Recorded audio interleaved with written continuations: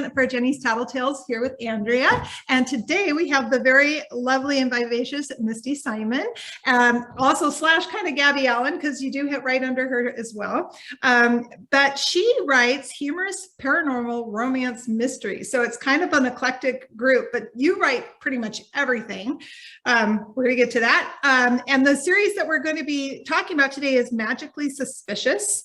It's got 5 novellas in it and 1 coming out in October. So welcome, Misty. Thank you so much for joining us. We're so happy to have you here.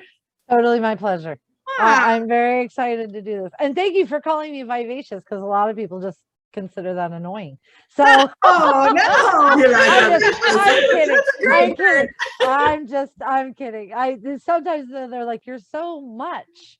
And I'm like, do you mean that nicely? Because I'm going to take it nicely. I think that's always a plus. Always a plus. And the reason I mentioned your 2 names is because you also have a podcast, and that is under Gabby Allen. Is that right? So yeah, you do have your WordPress site, which is mistysimon.com or mistysimon.wordpress.com. Either way, we'll get you there. And then you have your podcast. So anyway, I just really want to say welcome. And we've been talking about all kinds of fun things leading up to introducing you here. So I loved about your podcast. I love that you asked a question and then you kind of took off from there. So I wanted to kind of do the same thing with you. So I wanted to, the first thing I really wanted to say was, what is the most inspirational thing you have done in your life? Ooh. The most inspirational thing that I've ever done in my life.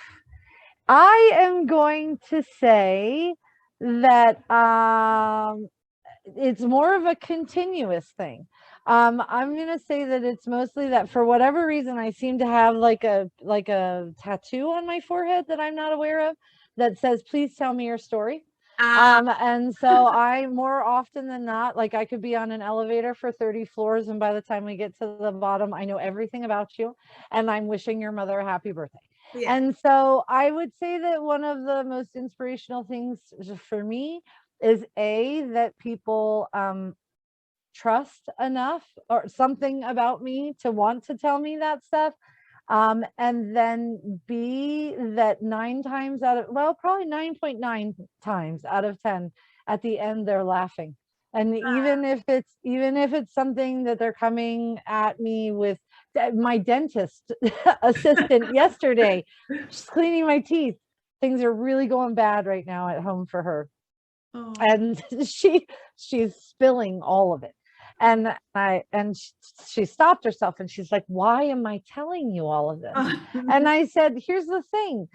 It makes a difference to talk to someone who does not have a stick in your fire. Yeah. I have no emotions beyond how I feel for you.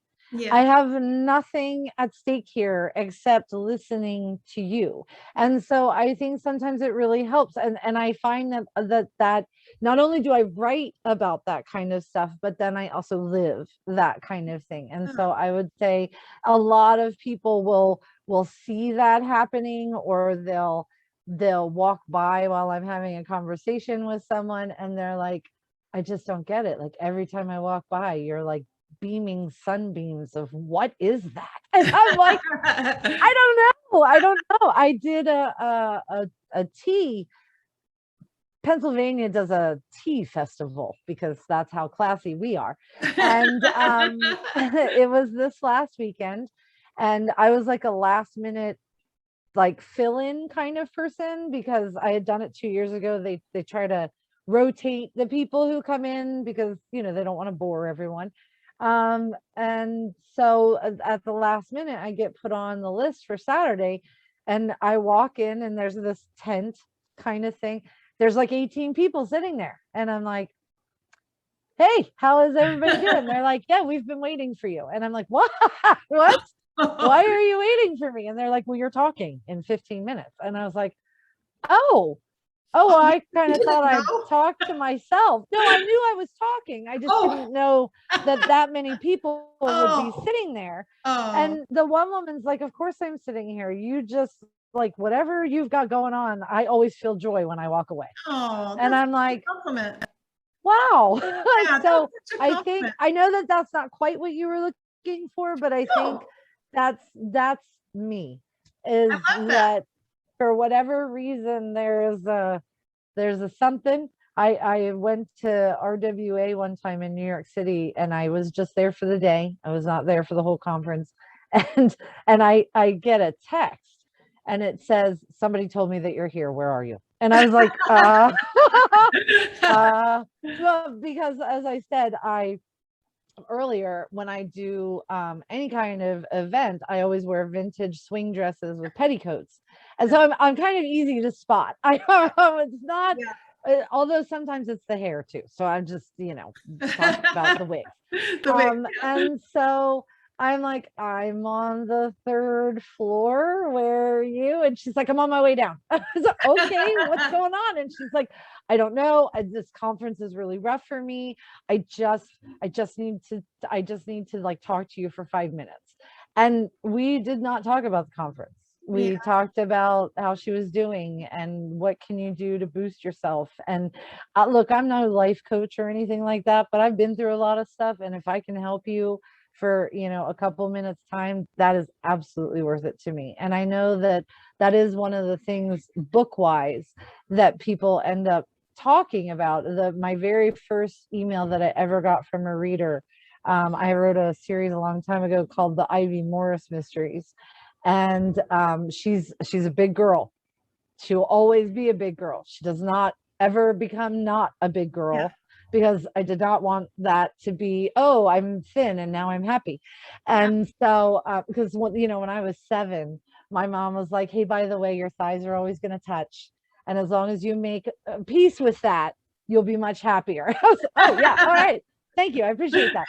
But so the woman said, I was having a really hard time. I read your book, and because it's very romancy, because I didn't know there were rules at that time. And she said, so does this mean that I can get the hot guy too? And I Oh, bawled my eyes out, and oh, I wrote back to her and I said, abso-freaking-lutely. yeah. Don't settle. Just because you're bigger does not mean that you have to just take whatever thinks it's going to give you its time. And so that's one of the things that I love about writing is boosting people. You read solitarily just like we write in solitary, and being able to take somebody out of whatever is going on in their lives, even if it's okay, even if things are going well, but you still get to like whisk them out for a little bit. I am all about being the Calgon, which I am aware I just dated myself. But The Calgon. yes, Calgon, you put it in your tub, Yeah, and Calgon, take me away. That's to me, that's what books were when I was growing up. yeah. And so being able to be that now, it is one of the most amazing things ever. That's fun. Yeah, and actually that's how I remembered you as well, from a New York concert. You in your little vintage dress, and Yes, like, that's really cool. That's kind of fun. thank you. And new way, and a good way to stand out and be Yep. seen, be recognized, and everything. That's really good. Do you think that this comes from then your mom? Do you think this is something was learned between your parents? Do you think was there somebody that kind of introduced you to this way of thinking in life early, or is this something you've evolved with? I am gonna say that so my mom has always been very inspirational to other people, but kind of in a foul weather friend way, where she was always the first one that you called if something was going to crap. And but not necessarily the first one that you would call if you wanted to go to the movies. Oh, And so I think in seeing the way that that affected her, I wanted to be that kind of person, but I didn't just want to be the foul weather friend. Now, I was the foul weather friend probably until I was 30. I'm in my 40s now, and I spent a lot of years where, if you're going clubbing, you do not call me, but if you're going, like, if your divorce is happening, I am the only number in your phone.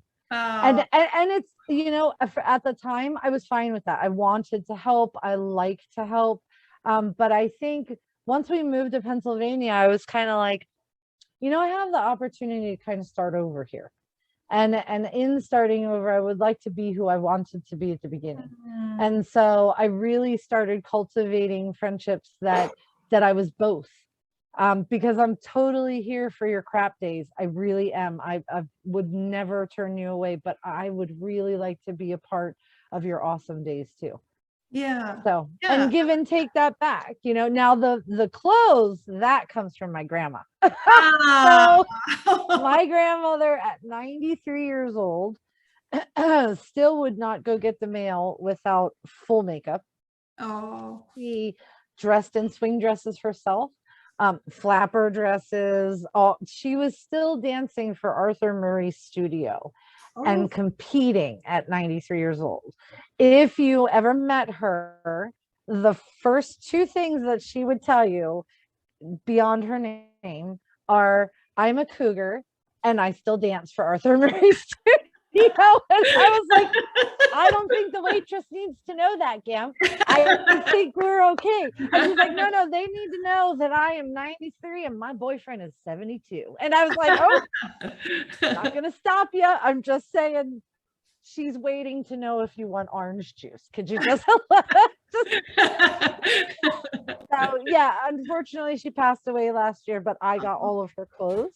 And so I particularly love being able to dress up in some of the things that she wore for years and just like channel that Letitia. So she did not like being called anything but Tish though. How's your rating for talking on this? Like language at all? Oh, I don't care. So her name was spelled Letitia, and she's like, if anyone ever calls me Letitia, they're gonna have their head taken off. And I was like, okay, I'll make sure not to do that. I'll warn everyone. So maybe that should be the third thing you say then. You say, I'm a cougar, I dance for Arthur Murray Studio, and my name is not Letitia. I mean, you might as well just come out swinging. Love that. Why not? I love that. And how does that all come out into your writing then? So this series, your Magically Suspicious series, how do you have characters that have these little elements of your personality in them? Absolutely. How does that work then when you're writing them? How are you putting these personalities into these people? Because you have great characters. Oh, thank you very much. I appreciate that. I tend to start out thinking of something that I want in the books. I have a bunch of different series. I've been doing this I've been publishing since 2005, and I have 50 books out. So I think I have 7 different series and then some like standalone stuff here and there. Every single heroine is at least partially me.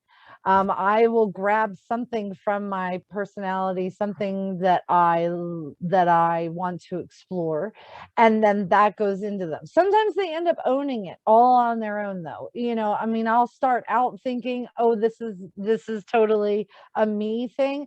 And then it becomes a them thing.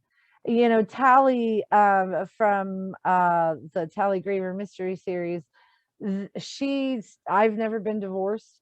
She's divorced, but I have always been the one who comes back.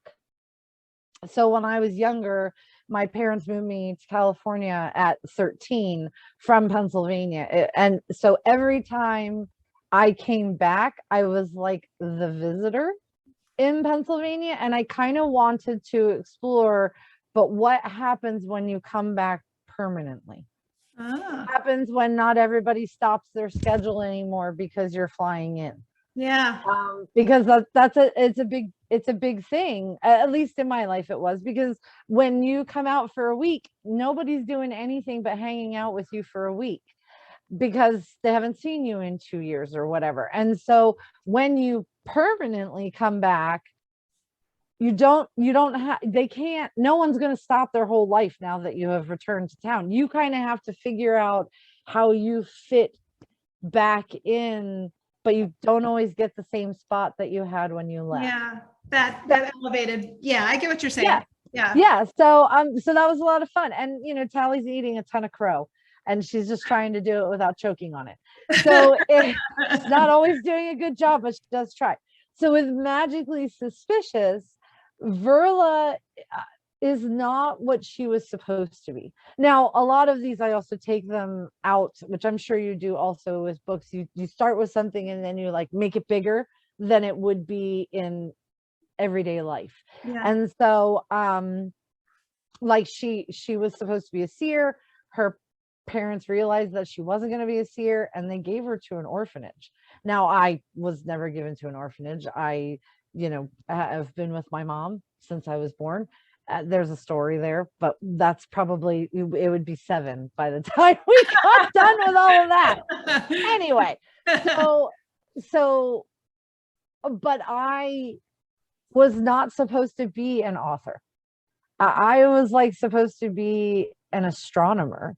Oh. I was supposed to, my great uncle used to build telescopes on his own in Montana, and he would send me magazines all the time. I went through all of elementary school and all of middle school as a gifted student. Oh. And so like, and top gifted. They actually, in kindergarten, I was too young.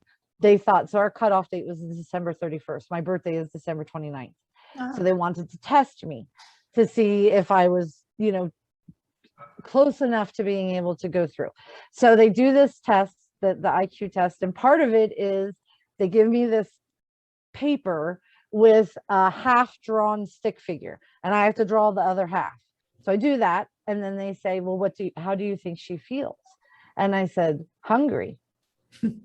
And they said, what? And I said, look at her, she's a stick. They were like, oh yeah, we're not gonna worry about you. Go on through. And obviously I've been like this for a really long time. It's just who I am.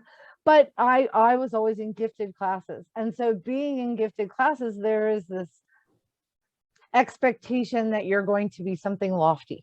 Mm-hmm. And not that ungifted kids can't be, but they were like positioning you to be a top-notch lawyer or a top-notch accountant or in politics, or like I had whole classes on debate. And my teacher would always be like, oh, which side are you on? And I'm like, I don't know, both, because I can argue either one. Yeah. And so I think that, as I'm going through high school, I was going to be a chemical engineer. I was going to be a psychiatrist. I was going to be, and then I really wanted to be a Muppeteer. And people were like, what? No, like, look at your grades. You're not going to be a Muppeteer. Your grades are like, no. And so there was this, I used to sing. So long ago, I actually was studying to be a professional opera singer. And there was that too. I was always the top of whatever I was doing. And I think that, when I then didn't go to college and I went to trade school instead, it was like, what has just happened? And so that feeling of I'm not what you wanted me to be was something that I really wanted to explore with Verla, and I am loving it. I make myself cry at the end of every single one of these, because in every single one of them, she is coming more and more to appreciate, instead of looking at what she should have been, she's appreciating what she is. Yeah. And yeah, so I mean, 50 books in, I still sometimes deal with imposter syndrome, where I'm like, someone will be like, at the Tea Fest, we're here to talk to you, and I'm like, oh, why? But that's not, people enjoy the books, and if they enjoy the books, for goodness sake, don't tell them they're not supposed to. What? Yeah. Why are you reading my stuff? No. So yeah, I explore something like that. The Ivy Morris mystery series was about finding your backbone. And that was at a time when chick-lit was a big thing. And chick-lit was a lot about finding your backbone, finding your place, whatever. And I loved taking her from, she had only ever worn brown clothes from the time she was like 20, because someone once told her that she looked nice in a brown shirt. So she owns a brown car, she has brown underwear, she wears all brown clothes. And so throughout the books, you get to see her start like wearing colors, and you get to see her start standing up for herself, and you get to see her start saying, no, I'm not going to be treated like that. You can step off. And so I love doing those kinds of things. Usually after I've gone through them, Yeah. I'm like, okay. I was just going to say that. It's like, well, obviously this came from a place in your heart, because this is going to happen. It's not living your dream. I'm going to live my dream and blossom in my own skin and everything. Yeah.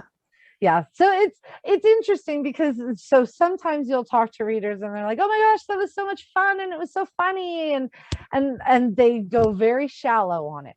That's awesome. You read my book at whatever level you need to, but then there are some people who email and they'll say, wow. And I'm like, okay, you're the one that I wrote that for. I don't know you from Eve. I wouldn't know you when you walk down the street, but I think a lot of people read to feel not alone, and not necessarily just not alone as if they're not sitting by themselves, but not alone as in they're not the only person who's ever dealt with that. And seeing someone flourish through that, I think gives them the feeling that they too can flourish through that, even if their situation is a little different. I had a woman come up to me once at Malice Domestic, which is a pretty big cozy con. And she's like, oh my gosh, are you Misty Simon? And I was like, if it's something bad, no. And I'll go find her for you. And I'm Gabby Allen. No, sorry, I'm Gabby today. But I said, but if it's something good, then yes, how can I help you? And so she's like, well, I was struggling through cancer. And I'm like, oh man, okay. And she's like, and I was reading your books and I'm okay now. And I was like, thank you for telling me that. And she said, but I was having a really bad day the other day. And I just thought, you know what, if Ivy Morris can do this, then so can I. And I said, I will be back in 15 minutes. I need to go cry off the mascara that I just put on. And then I'm going to wash my face. And then I'm going to put the mascara back on. And then I'm going to try not to look at you, because I'll probably cry again. And she was like, I didn't mean to make you cry. And I'm like, yeah, but you love something so much out of my imagination and my experience, that my piece of my heart that I have put into that you look back at it and you're encouraged by it. Like, that's awesome. I actually have a tree on my leg. I don't remember if you saw it, but so there's this tree on my leg, and it's a full tree. Like, the leaves are all on it, but then there are all these leaves flying out around it. And every year I go and get however many books I had come out that year, that's how many leaves get put that are flying around. And the bark on the tree is actually dragon scales, because I'm a fire breathing dragon. And the leaves are all the pieces of myself that I have given away through my books, but that the tree still remains intact because I remain intact. Even as I give pieces of myself away. So I love that kind of stuff. I really do. And I'm all about the fun and games. I am all about the humor. If I can get you to snort tea out of your nose, I have totally scored for that day. But there's also a part of me that's like, but if I can also encourage you to take that leap out into something that you were wondering if you should ever do, or if there's something where you've been afraid to do, but if you see a character do it, you're like, all right, maybe it's not as scary as I thought it was. That's a win-win. Although sometimes I will take the tea snorting more than I'll take the I don't know. That's kind of a balance right there. But yeah, I mean, I think all in all, a lot of people read not just to be entertained. Sometimes they do. And I'm all about reading for entertainment. Absolutely do it myself. I want to snicker. I want to snort. I want to be stared at the coffee shop because I'm laughing so hard. And somebody's like, really, what is wrong with you? And I'm like, oh, you need to buy this book. And so, but I also love to be intrigued. I love to sit on the edge of my seat and read your book and be like, oh, I know that this is going to turn out okay because it has a happily ever after, because it's a romance, but I don't see how you're getting through this.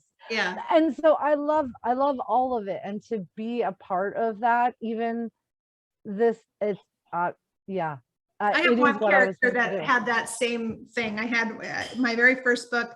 I had one lady who wrote a review who said, there's no way a woman could be this, just, I can't remember the word she used, but this puny, this, Oh, that just has people walk over her and stuff like that. And I was like, well, I did yeah. once upon a time. And I was like sitting there going, this book, I thought this exact opposite of what you just said, which is this book is not for you, because this woman has a total growth from this whiny, not whiny, but just this woman who lets everyone walk on her to this empowered woman at the very end of it. I love it. And when you get the comments, because then I would get the other comments, which were, I loved her arc, I loved her story, I loved, and all those things. And you're right, when you get that, when you have somebody that gets what you're writing and what the message was behind it, is such a powerful thing for you as an author. Absolutely. And I can see how, where if you were supposed to be on this track where you're on this, okay, you're going to go be a brain surgeon, or you're going to go be whatever, that's everyone else's dream. And your dream is to be something creative and to go and make a success out of that. Got to be empowering, right? I mean, it's amazing. It's awesome. Yeah. It is. It's one of those things where I'm like, look, and I'm not on the USA Today bestseller list. I'm not on the New York Times. If I ever get there, that's not the point for me. The point for me is to touch people's lives like that. And the point for me is to find readers who love what I do, because not everybody's going to. And that's fine. That is absolutely fine. But if there are enough people who do, it is totally worth every second of that. And it's I think it's one of the reasons too, like, so when I first started out, I don't know about you, but when I first started out, it was very common to begin in Harlequin. And so you would write for Harlequin for a little while, and then you would break out into something else. And so I tried forever to write for Harlequin. And then I realized I don't tell the stories that they publish. I love reading them. I have a ton of friends who write for Harlequin that I'm like, that book better be in my inbox. I'm just saying, I mean, I adore them, but I really had to make peace, just like with the thighs touching.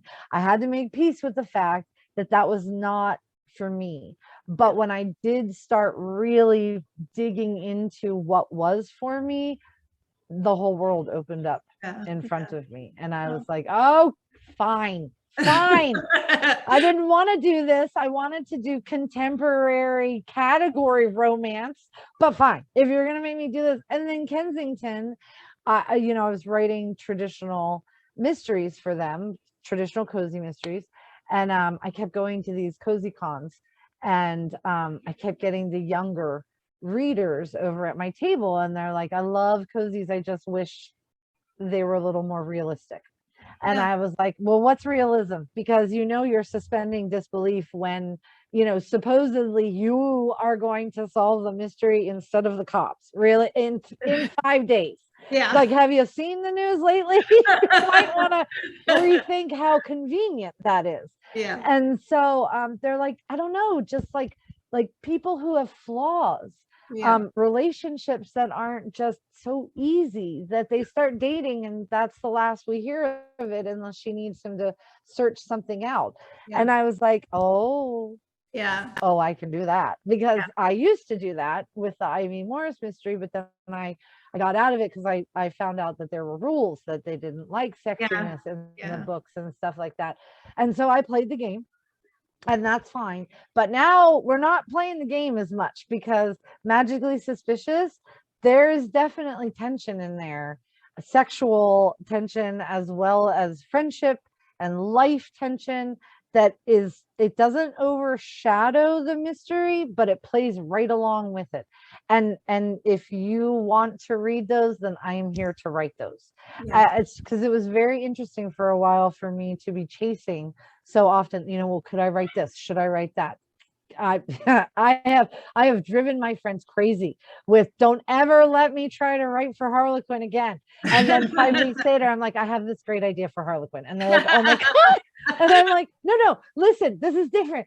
I once got a 9-page edit letter from a senior editor at Harlequin, and they took my book, and every single chapter they broke down how I could fix it so that they could buy it. And I said, I really appreciate this, but it's not a book I would ever write. Yeah. And I was like, what the hell did you just do? What? That's 15 years. Yeah. Oh, and I cried. I do think that because I'm in this crossroads right now with myself as well, where it's like, okay, the business side of this versus the writing creative side of it. Mm-hmm. And do I really want to do all of the big business stuff, or do I want to and not be able to write as much, or do I just want to go back to writing and just do my thing? So it's I totally appreciate what you just said, because it is nice to have that affirmation that, it's okay to be on this track and say, this wasn't the track I thought, now I'm going to go on this track. So absolutely, I appreciate that. That's great. Absolutely. Well, and I think so many people get so, it's like they get into their own concrete sneakers. Look, you're more than welcome to say that that's what you wanted 10 years ago. Yeah. You're more than welcome to also say, okay, I did that. That's not quite my thing. I mean, I think the only place that you get into a bind is if you're going to go completely different. Yeah. So if you used to write erotic romance and now you want to write inspirational thrill, well, yes, that would require a name change that you don't tell anyone about ever. I actually had a friend who did that. She went from paranormal, erotic, historicals to inspirational at Harlequin, and I was like, you better hide, because that people will, if people find out, they're not going to be happy. But I like, if you go from something where there's not a lot of crossover, there's not, so romance readers will read anything. I love them like there's no tomorrow. Right. If you have a paranormal, they might try it out. If you have a contemporary rom-com, they'll probably give it a try. But they're also willing to, like, ooh, she also writes mysteries. I'll see what that's like. Oh, look at that, a historical. I'll see what that's all about. There is not really a backwards cross like that, though. Cozy mystery doesn't necessarily move into the romance. And so with the Gabby Allen name, I've been very excited about what's going on, because Kensington gave a lot of the advanced reader copies, the ARCs, to bookstagrammers who are romance readers. And I was like, oh my God, I hope you know what you're doing, because I really did not want to be smashed. And they were like, wait, what is this? This is my first cozy mystery ever, and I am loving this. Where have these been all of my life? And I'm like, they're right here. Right here. So going back to the being at the conferences, I had told Kensington, look, this is what I'm hearing. And they're like, because a big, huge publisher cannot move the way somebody like the Wild Rose Press can move. Yeah. Wild Rose Press can pivot in a second, because they are very agile when it comes to that kind of thing. Kensington, not so much. They can try, but they do have to have numbers. Like at the Wild Rose Press, one time I got a check and it said I sold 103 books, and I was like, oh my God, there's no way my mother bought 103 books. There have to be other people reading my stuff. Wow. Kensington says, oh, we love Tally, but unfortunately you only sold 10,000 of the last book. Yeah. So we have to move you into a different name. And I was like, what? Yeah. Did you really just put only in front of 10th? Okay, hold on. Give me a moment here, because I need to figure out what it is that you just said. Yeah. And so for me, I was very excited to tell Kensington. My editor is Essie Soga. So I was very excited to tell Essie this. And she's like, let me think about it. And I was like, all right. I said, here's my thing. I'm not asking for you to only let me do this. I am not even asking that you don't give it to anybody else also. I do just want a chance. Just give me a chance if you guys decide to do this. So 3 months later, I get, hey, so I talked to the board. And I was like, okay. And she's like, and we want to know if you want to do Much Ado About Nautically as a rom-com. And I was like, oh, let me send you my original manuscript. And she's like, what? And I said, this is how I actually write. And then I edit it to make it palatable for you. And she was like, oh, okay. So I sent it and she's like, oh my God. And I said, right. And she's like, oh, this is going to be amazing.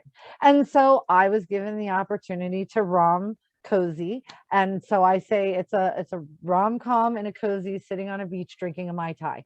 And people are loving them because it's giving them a more flawed character. It's giving them a flawed relationship. And it's not all easy while they run around like Jessica Fletcher and, try to figure out who killed this person before the cops do. Yeah. And so in Magically Suspicious, it's kind of the same thing. There is definitely a romance. She thought she would never see her ex-husband again. And then he shows up with a baby Chow dog who turns out to be a Cerberus with only one head, the dogs that are the gateway to hell. So now she has a little Chow. he helps her lead people. He helps her cross the dead. I love that. And so like she has to, oh God, my ex is back. I thought I had left you behind. And now I have a dog, and it's the exact kind of dog that she had told him like 10 years ago that she had wanted. And she's like, you only brought this because I was going to kick you out. And he's like, well, yeah, did it work? And so, so I like those. And I also like that, in this kind of story, I love reading alpha males. And I'm not very good at writing them. And so these are places where I can write the kind of male that I like, and they don't have to, that I like writing.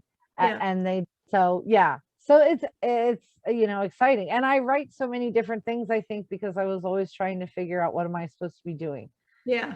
And I didn't want to not try. Yeah. And so, if I felt led to write a young adult, I did write a young adult once, and it didn't go anywhere, thank God, because it shouldn't have. Yeah. But I mean, I used to write greeting cards. I used to write, now this did get published. I used to write an article in the Country Review, which was a magazine out in Southern California. They wanted to pull in men because men were not reading their stuff about brunches and how to decorate your house correctly. And so I was like, okay, well, I mean, and they're like, but you need a different name. And I was like, all right, fine. Make me M. Simon Penner. Does that make me man enough? And they're like, we love it. So I'm writing articles about antique cars. I know nothing about antique cars. I am at the library, like, okay, Aston Martin, who made that? How does it work? What does it do? And I got paid for them. And I was like, oh, okay, but I don't like this a whole lot. What else am I doing? Yeah. And so I've always given myself the grace to be like, what else do you want to try? And maybe I did not do the best thing for the trajectory of my career as some people look at it. Some people are very regimented. This is what I want. This is where I am. These are the 3 steps to get it. Period. End of story. I have never really been like that, as seen by psychiatrists and chemical engineer. I am thankful, one, that I have a husband who's like, whatever, and we talk murder over dinner. I'm like, wow, it's a good thing nobody else is here, because I'm like, so how should I kill him? Like, what do you think about a knife? Like, is that a good? But I mean, and I've always had a full-time job. while I'm doing this, because I've never wanted it to be where if I didn't sell enough books, I couldn't make my mortgage. And then that would make me personally feel frantic and desperate to sell books, whereas I didn't have to feel desperate. And in not feeling desperate, I took a chance on things that maybe were not as popular, but once people found them, they loved them. Yeah. Yeah. So. I do also think that it's kind of fun. It would be fun to go in almost any author's Google searches just to see what they're, because I swear that we're all on a list somewhere, because oh yeah, I have some of the craziest searches in there. Oh yeah, feel like when you get stabbed in the stomach, you know? right. How bad is it if part of your intestine has come out? Like, are we kind of okay? Are we and you strangle someone with it. Well, so funny enough, my husband works for the Department of Defense. Oh. And so when he was getting You're the definitely job, on a list. when he was getting this job, I told him, you might want to tell them what I do, because if they look into stuff and they see some of the stuff that I looked up, I might be a person of interest. Yeah. So, exactly. Yeah. I mean, what it comes down to, though, is that I love killing people on the page. Got to put that last little part there. Yeah. Killing people on the page, because I love the justice of it at the end. I love a good contemporary romance. Absolutely, sign me up. I want to see these two people struggle. But writing wise, I want to write about people who are figuring out the puzzle of both life and relationships and whodunit. And that's just, so my new tagline for Gabby Allen is a little charm, a little mayhem, a lot of fun. And I think that speaks to, so Misty Simons knows whodunit. And I have my poor kid, I made her make me logos for everything. And so I came home one day and I was like, look what I got tattooed on my arm. And she's like, what? So I have, this is it's a magnifying glass with an eye in it. I have a big, hold on a second. This is not tattooed, but this is what it looks like. Oh, that's fun. And so that's my logo. And she was like, I cannot believe that you just did that. And I was like, why? And she's like, I drew that when I was 14. I could do so much better now. And I said, look, I paid you for this. I can do with it whatever I want. And she was like, oh, Mom. I said, what? Just leave me alone. I'm fine. Knock it off. But I wanted something that kind of called to what it is that I do, because I know people love to, as a mystery author, one of the things that you're doing is playing a game with the people who are reading your stuff, because to see who can get to the end first. Yeah. If you're writing suspense, sometimes you know who it is. You know that the bad guys are doing this. You're just trying to figure out how to defeat them before they get the upper hand. Yeah. In a mystery, you generally don't know who is the perpetrator. You're trying to figure out who that is. So to me, it's a game. Hopefully one I'm winning, or you won't be reading my books very much. Unless you go to the end. So if you read the end first, that is totally on you, and you do not win that one. Yeah. But there are people who do that. And so I love playing that game, but I love playing that game with characters that people come back for. Okay. So there are a lot of people, because most cozy mysteries are the same person over and over and over again. And so I love that they're like, I can't wait to see what Tally's doing now. Because even though Kensington put aside Tally and said, you know, unfortunately, there weren't enough sales for us to move forward with more, I'm doing one on my own. Yeah. And it's going to be called Par for the Hearse, which I love that title so much. I already have the cover and everything. And at this tea event, going all the way back to when we first started talking, at this tea event, the question that I got from 9 different people was, why don't I see another Tally coming out? And I was like, well, I'm doing it on my own if you're interested. And they're like, absolutely, absolutely, please. So yeah, so, you know, knowing that your characters are like settling into people's lives, and they look forward to revisiting them and their world. And there's just nothing better, I think, than that. Well, I'm writing my third one right now in the series, and this Awesome. one's a lot different than the other one because there's a lot of mystery and there's a murder, and I've never written anything like this before. Okay. So I have to call you to get some good advice about some of the, because I am stuck. Come on. So I'm gonna email you. And whatever say, you what want. do you think? I am all about the brainstorming. That's one thing that I love doing too, is helping other authors. So that's the point of, as I think we had talked about this on my podcast, which is Out on a Limb with Gabby Allen. I want to encourage people to do this. If you feel led to write a book, go for it. Nobody is stopping you, but exactly. And and so I'm all about brainstorming or whatever. Don't ask me where commas go. Yeah, no, I'm with you on that one. I think have my to editor have will tell you the same thing. That yes, I have actually offered to replace the comma key on her keyboard. Yes. Because I'm like, it's got to be worn off by now. I mean, let's be honest here. We've been together for 16 years. I'm pretty sure. And so, there are things that maybe I don't do well, but I look for help on the things that I don't do well. Therefore, if I can provide help for something that you don't feel that you're doing very well, or even just to say, actually, this is really good, but you need to hear it from somebody who's not inside your head. Yeah, I'm on board for that. I do love the community of writers. They are the most supportive bunch. So absolutely. Well, I got to tell you, this has been so fun.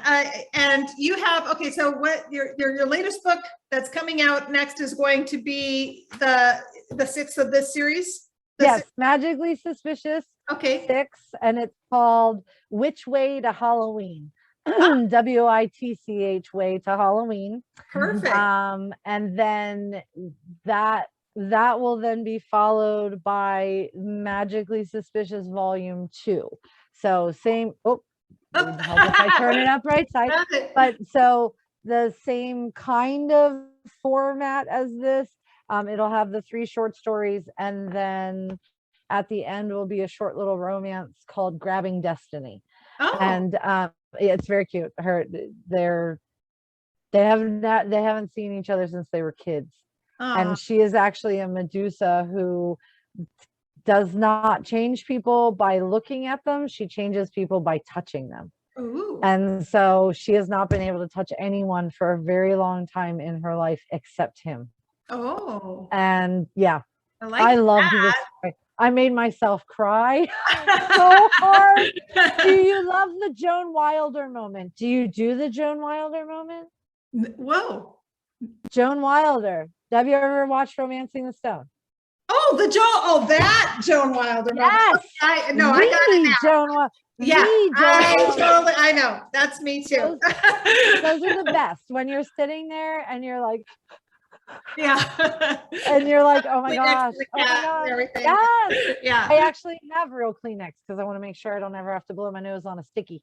But I mean, and I think there's that too. And I think that shows up for the reader, because if you're that moved by what you're doing, they're gonna see it. Whether or not they get it, they might not, but there are going to be those who do, and those are the ones that you're writing for. Yeah, absolutely. Well, thank you so much for coming. Sure. This has been such a pleasure. I've had such a good time. And if you guys, so go to mistysimon.wordpress.com. We will have some of your links and things on our podcast on Jeny's Tattle Tales as well. So, go out and check out her, because I've read your books. They're really good, and your characters are so fully fleshed out. And they're great reads. They're great. So go and check her out. And she does a delightful podcast called, as she just said, Out on a Limb with Gabby Allen. And she writes as Misty Simon and as Gabby Allen. So check out either one. And thank you so much. Absolutely. I so appreciate you inviting me on. I was like, okay, just be sure to let her talk a little. And I was like, at the end, I'm thinking, Well, I don't know that she talked a whole lot. But that's okay. Oh, cool. You know, the great thing is when a lot of times when you do these, the other person doesn't really know. They haven't, many of my people that have come on have never done this before, ever. So they're very nervous when they come on. And so you're kind of guiding the thing. So it's just a delight to just have you go, because you know what you're doing, and it's great. So yeah, no, this has been perfect. And then I promise I'll let you go. I did a podcast once with a woman at a library. So she was the librarian, and she starts off before we're recording, and she's like, okay, so, you know, if you're getting tired, just let me know. And, you know, if we run out of things to talk about, then we can end it a little early. And I was like, how long are you looking at? And she's like, an hour. And I was like, hold my beer. And she was like, what? And I said, watch. And we got to 59 minutes. And she said, oh my God, how is it 59 minutes? And I was like, that's just how it works sometimes, you know? And she was like, how have I not have you on before? And I'm like, I have no idea, but now you know, and we'll get stuff done. But I love the conversation. So thank you very much for having me on. And I hope you guys have an amazing day. And you too. You too. Have a great day. Okay, we'll talk to you soon. Bye-bye. All right. Bye-bye. Bye. Okay, I think that's going to wrap it up for Jeny's Tattletales today. I hope you have an absolutely splendid day, and I want to really thank you for joining me, and I hope to hear from you and see you next time.